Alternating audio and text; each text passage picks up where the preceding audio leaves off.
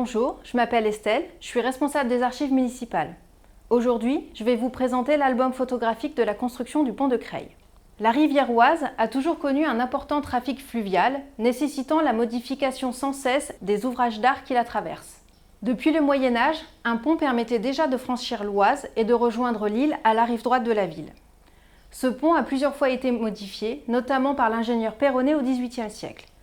Il y ajouta 2 arches supplémentaires, diminua le dos d'âne afin de permettre un meilleur franchissement du pont et embellissa ce pont avec un emblème religieux.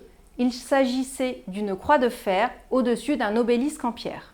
L'avènement de l'industrie et de la construction métallique a vu naître à Creil un nouveau pont dans les années 1890. Ce pont de fer, dont l'aspect architectural ne plaisait pas aux Creillois, lui a valu le surnom de cage à poules. Il a également provoqué la démission de plusieurs membres du conseil municipal en signe de protestation à la construction de ce pont. La cage à poules fut détruite le 2 septembre 1914 par le génie militaire français afin de retarder l'avancée de l'armée allemande sur Creil. Cet album contient 10 tirages photographiques sur papier albuminé. Il s'agit d'un des plus anciens procédés de tirage photographique. Il nous montre les différentes étapes de la construction de ce pont de fer. On y voit notamment 2 photographies intéressantes où l'on voit la superposition du pont de pierre sur le pont de fer.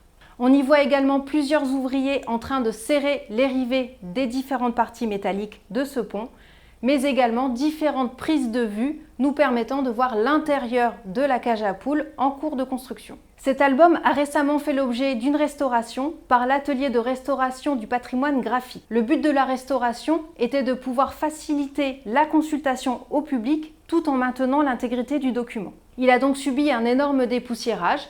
Les supports ont été dépoussiérés à l'aide d'un pinceau sec. Les photographies, elles, ont été dépoussiérées au coton-tige. Et la couverture, quant à elle, a subi un gommage avec une gomme éponge. La couverture, fortement endommagée, a elle été consolidée à l'aide d'un papier japonais préalablement teint. Enfin, pour éviter les différentes altérations des supports sur les photographies, celles-ci ont été recouvertes d'un papier de soie. Si vous souhaitez venir admirer les restaurations de cet album photographique, vous pouvez venir le consulter aux archives municipales.